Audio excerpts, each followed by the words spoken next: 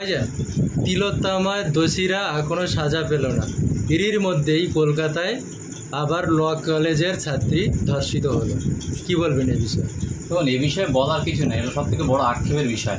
বাংলার দিদি যখন বাংলায় রাজপ্রাসাদে বসার জন্য তিনি বলেছিলেন বাংলা নিজের দিদিকে চায়, অর্থাৎ বাংলা নিজের মেয়েকে চায়, মেয়েদের সুরক্ষা দেবেন তিনি আজকে নিজে মুখ্যমন্ত্রীর মেয়ে হওয়ার পরেও তিলোত্তমা আজকে 1 বছরের অধিক হয়ে গেল, তার ধর্ষণের কাণ্ডে এখনও তারা সাজা পেল না। তারপরে একের পর এক, নতুন করে শুধু নয়, একের পর এক ধর্ষণ কাণ্ড চলেই চলেছে। এবং ধর্ষণের পরে যারা ধর্ষণ করে তাদেরকে গ্রেপ্তার করতে হবে, তাদেরকে গ্রেপ্তার করছে না, বরঞ্চ তাদেরকে রাজনৈতিক আশ্রয় দিয়ে তাদেরকে বাঁচিয়ে দিচ্ছে এবং এর জন্য যারা ন্যায়ের বিচারের পক্ষে রাস্তায় নামছে তাদেরকে গ্রেপ্তার করছে। এর প্রত্যক্ষ কারণ হচ্ছে নতুন করে যে আমাদের ল কলেজের ছাত্রী ধর্ষণ হলো, তার ধর্ষণের পরে যখন সেখানে আপনার বিভিন্ন সংগঠনগুলো তার রাস্তায় নামলো তাদের ন্যায় বিচার দেয় তার বোনের জন্য, তখন তাদেরকে গ্রেপ্তার করলো, জেলে রাখলো, তাদেরকে পরে জামিনে মুক্তি হতে হলো। এবং আমাদের অর্থাৎ ইন্ডিয়ান সেকুলার ফ্রন্টের যে আপনার ছাত্র সংগঠন, আমাদের স্টুডেন্ট ফ্রন্ট, তাদের 11 জনকে রাত 2টোর সময় গ্রেপ্তার করলো এবং রাত্রে ছেড়ে দিল। এটা হচ্ছে বাংলার প্রশাসন। বাংলার প্রশাসন বর্তমান দিদিমণির চটি চারটে এমন একটা জায়গায় চলে গেছে, জীব মোটা হয়ে গেছে।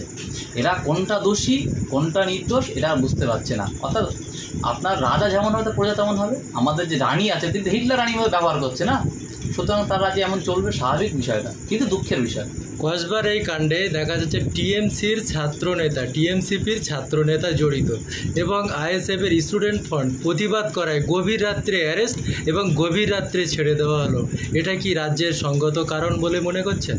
দেখুন, এ রাজ্যের সত্যি কথা বললে আপনার গ্রেপ্তার হতে হবে, অন্যায়ের বিরুদ্ধে গেলে আপনার মার খেতে হবে, এটাই হচ্ছে এই রাজ্যের ট্রেন্ড চলছে। অর্থাৎ দিদিমণি চাচ্ছে হিটলার রাজার মতো, হিটলার রানীর মতো তিনি এই রাজ্যে টিকে থাকার জন্য, যে 26-এ ভোটের দামা বেজে গেছে। কিন্তু এইটুকু বলবো, আপনার যতই চটি চাঁদুন, যত যাই করুন, আপনাদের বুকের উপরে স্টার থাকে, আপনাদের কাঁধে স্টার থাকে, আপনার মাথার উপরে অশোক স্তম্ভ থাকে। সুতরাং ওইটুকু সম্মান আমরা করি, আপনারা দেশের সম্মান করি। একটা জিনিস মাথায় রাখবেন, আপনি আজকে রাজ্য সরকারের দালালি করতে করতে এমন কোথায় পৌঁছাবেন না যে আগামীতে আপনাদের সমস্যায়। দিদির মতো কিন্তু আমরা বলবো না যে বদলা নয় বদল চাই, আমরা কিন্তু বলবো বদলা চাই। অর্থাৎ আজকে যদি আপনারা ভুল করেন, কালকে কিন্তু আইনের মাধ্যমে আপনারা বদলা আমরা নেবই। টিএমসির বড় বড় নেতারা দাবি করছে আমাদের দলের কেউ নয়, কিন্তু সোশ্যাল মিডিয়ায় কিংবা নিউজে দেখা যাচ্ছে ফিরহাদ হাকিমের সঙ্গে ছবি কিংবা আরও অন্যান্য বড় বড় নেতা নেত্রীদের সঙ্গে ওই টিএমসিপি নেতার ছবি দেখা যাচ্ছে। কি বলবেন, বিচারিতা নয় এটা? কারণ মিথ্যে কথা বলে তো লাভ হবে না। তিনি তো GS ছিলেন এবং সেই GS থাকার সুবাদে তিনি এখন সেখানে অস্থায়ী কর্মী এবং তিনি বর্তমানে কে GS হবে, কে কোন পদে যাবে সেটা ঠিক করেন তিনি। এখন তো লাফিয়ে লাভ হবে না। এখন চোর ধরা পড়েছে, চোর বলছে আমার না, এটা হচ্ছে বর্তমান সমস্যা। কিন্তু কজনকে ছাড়বেন?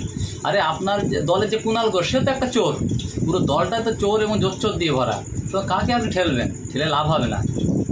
তামান্না হত্যায় টিএমসির বিধায়ক দিয়ে মুখ বন্ধ করার চেষ্টা করা হয়েছিল। হুমায়ুন কবির গিয়েছিল, তামান্নার মায়ের হাতে টাকা গুঁজে দেওয়ার চেষ্টা হয়েছিল, টাকা ফেরত দিয়েছে তামান্নার মা। কি বলবেন এই বিষয়ে?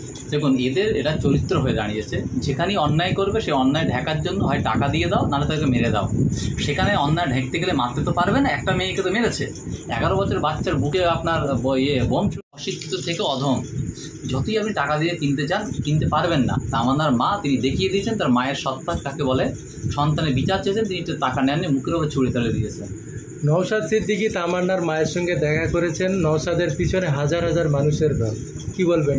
দেখুন, নওশাদ ভাই ব্র্যান্ড, তার কথাবার্তা সমস্ত চালচলন A to Z আপনি ভাবতে পারবেন না বর্তমান সমাজ কী চাচ্ছে, সেটা যে কী চাচ্ছে অ্যাকচুয়ালি সমাজ, নওশাদ ভাইকে দেখলে বোঝা যাবে। আপনি ভুলে যাবেন না, নওশাদ ভাই ওখানে একটা বক্তব্য রেখেছেন যে বাচ্চাদের শিক্ষা দান করুন, যদি মনে হয় রোজা রাখুন তবে শিক্ষা দান করুন, অর্থাৎ তার গোলামি করবেন না। এটা হচ্ছে নওশাদ ভাইজানের শিক্ষা। 26-এ ভোট, এখন সব জায়গায় দেখা যাচ্ছে টিএমসি ছেড়ে আইএসএফে যোগদান করার একটা হিড়িক পড়ে গেছে 26-এ। তাহলে কি নির্বাচন হাড্ডাহাড্ডি লড়াই হবে বলে মনে করছে? দেখুন, হাড্ডাহাড্ডির বলে কিছুই নেই। যদি কিনা ভোট হতে দেয়, আপনার তোলাবাজি না করে, গুন্ডামু না করে, সাধারণ মানুষকে তার সদিচ্ছায় ভোট দিতে দেয়, কোনো হাড্ডাহাড্ডির গল্প নেই, পুরোপুরি উড়ে যাবে। আর যদি ভোট না দিতে হাড্ডাহাড্ডি হবে, আপনি যেটা আমাকে ইট মারেন আমি তো একটু আপনাকে পাটকে ছুড়বই, এটা স্বাভাবিক। আজ থেকে 4 দিন আগে হাড়োয়ায় এক জনসভায় দেখা যাচ্ছে 200 জন কর্মী যেখানে টিএমসি থেকে আইএসএফে জয়েন করেছে। এটা হচ্ছে দেগঙ্গার খবর। অপর দিকে দেখা যাচ্ছে বিধানসভায় টিএমসির এক বড় নেতার বড় দাদা টিএমসি ছেড়ে আইএসএফে যোগদান করেছেন। কি বলবেন এই বিষয়ে?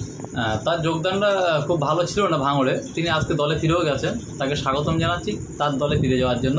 কারণ আইএসএফে সবাই থাকতে পারে না। আইএসএফ দলটা হচ্ছে একটি শৃঙ্খলাবদ্ধ দল। তিনি মারপিট করে করে বড় হয়েছেন, হঠাৎ করে ভালো জায়গায় এসেছিলেন, কিন্তু তিনি থাকতে পারেন না। বলে না কুকুরের পেটে ঘিস হয় না, কুকুরের পেটে কি আর ঘিস হয়? এটা বুঝতে হবে।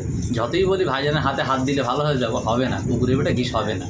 কিন্তু কেন্দ্রীয় কমিটিতে গিয়ে ফুরফুরায় গিয়ে যেখানে আইএসএফে জয়েন করলো, 48 ঘন্টা হতে না হতে আবার দল পরিবর্তন। কি বলবেন এই বিষয়ে? যাদের নীতি ঠিক নেই তারা এই দলে থাকতে পারবে না। আপনি ওখানে খেয়ে খেয়ে মানুষ হয়েছেন, এখানে যে খাইতে চাইলে হবে না। সুতরাং দুদিনে বুঝে গেছে এই খাওয়ার রাজনীতি আইএসএফ করে না। আইএসএফ রাজনীতি করে সমাজ পরিবর্তনের রাজনীতি, আইএসএফ রাজনীতি করে শিক্ষার রাজনীতি, আইএসএফ রাজনীতি করে মানুষ পরিবর্তনের রাজনীতি। সুতরাং হবে না। রক্ত কখনো বেইমানি করে না, এটা হলো তার প্রমাণ। গত 48 ঘন্টায় ভাঙড়ের মতন জায়গায় দলে দলে লোকে জনসাধারণ টিএমসি থেকে আইএসএফে জয়েন করছেন, তাদেরকে কি বলবেন? স্বাগতম জানাচ্ছি। তারা চাচ্ছে, তারা বুঝতে পারছে বাংলা জুড়ে কী চলছে। একের পর এক ধর্ষণ কাণ্ড বেড়ে চলেছে, ছোটো ছোটো বাচ্চাদের খুন কাণ্ড বেড়ে চলছে। আজকে বাংলার সাধারণ শিক্ষিত মানুষের চাকরি নেই, বেকার হয়ে পড়েছে, ব্যবসা বাণিজ্য নেই, মানুষ খেতে পাচ্ছে না। সুতরাং তারা বুঝতে পারছে সরকার পরিবর্তনের টাইম এসে গেছে। গতকালকে স্টুডেন্ট ফ্রন্টসের একটা সাংবাদিক সম্মেলন হলো, সেখানে যা কাগজপত্র দেখালেন, দেখা যাচ্ছে পশ্চিমবঙ্গের অনেক যে স্কুল আছে যেসব স্কুলে ছাত্র নেই, অথচ 5টা-6টা করে শিক্ষক, এবং এমতো অবস্থায় রাজ্যের কিছু দ্বিচারিতার জন্যে, ঘুষ খাওয়ার জন্যে রাস্তায় নেমে আন্দোলন করছে চাকরিহারা প্রার্থীরা। কি বলবেন এই বিষয়ে? দেখুন, যারা প্রকৃত চোর তাদেরকে ধরতে পারলো না, সকলকে চোর বানিয়ে দিল রাজ্য সরকার। আজকে যদি কত হাজার চুরি করে চাকরি পেয়েছে তাদেরকে খুঁজে বার করতে পারতো, তাদের সকলের চাকরি যেত না। আজকে মেধাভিত্তিকভাবে তো ঘোষণা করা হয়নি, সকলকে চাকরি বাতিল হয়ে গেল। আপনি যে স্কুল বাতিলের কথা বলছেন না, বন্ধের কথা, সমস্ত বাংলার কথা বলছেন, রাজ্যের কথা বলছেন, আপনি দেগঙ্গায় বসে আছেন। আমাদের দেগঙ্গায় 74টি স্কুল বন্ধ হয়ে গেছে একটা ব্লকের মধ্যে। দেগঙ্গা বিডি অফিসের আন্ডার 74টি স্কুল বন্ধ হয়ে গেছে। আপনি বলছেন শিক্ষক, আমার রামনাথপুরে আছে তো আপার প্রাইমারি স্কুল, সেখানে মাত্র ছাত্র 3 থেকে 4 জন আসে, কোনোদিন একজনও আসে না, 3টে শিক্ষিকা এসে বসে থাকেন। এটা হচ্ছে বর্তমান শিক্ষার ব্যবস্থা। আমরা অনেকবার জানিয়েছি, কোনোভাবে কোনো সুরা হচ্ছে না। আমরা চাচ্ছি স্কুলের শিক্ষককে অন্য জায়গায় নিয়ে যাক। কার্তিকপুর স্কুল ফাঁকা পড়ে আছে, শিক্ষক নেই সেখানে। আরডিএল স্কুল ফাঁকা পড়ে আছে, শিক্ষক নেই, সেখানে নিয়ে যাক। কিন্তু সেখানে নিয়ে যাবে না। এটাই হলো বাংলার শিক্ষা।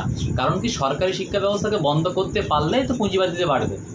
সর্বশেষ প্রশ্ন, কাসেম সিদ্দিকী টিএমসিতে জয়েন করেছেন এবং নওশাদের বিরুদ্ধে এগেনস্ট প্রার্থী হিসেবে দাঁড় করাতেও পারে হয়তো, নতুবা দেখা যাচ্ছে আমাদের পীরজাদা নওশাদ সিদ্দিকীর এগেনস্টে ফুরফুরার থেকে আবার একজনকে রাজ্য সম্পাদক করলেন।